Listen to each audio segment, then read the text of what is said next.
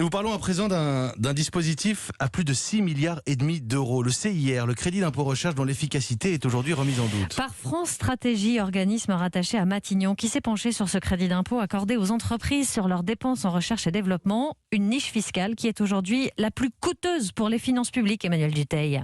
C'est rare que la France soit numéro 1 en matière d'attractivité fiscale, mais c'est bien le cas pour le crédit impôt recherche qui est considéré comme le dispositif le plus généreux des aides fiscales des pays les plus développés en matière de recherche et développement. C'est un dispositif souvent mis en avant pour vanter notre attractivité.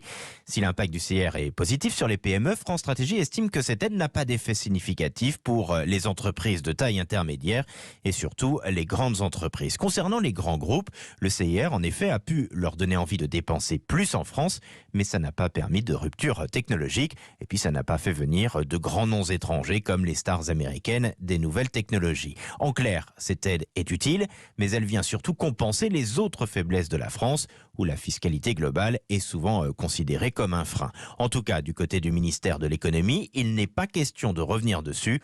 On ne touchera pas à la fiscalité, dit-on fermement à Bercy. Emmanuel Dutheil.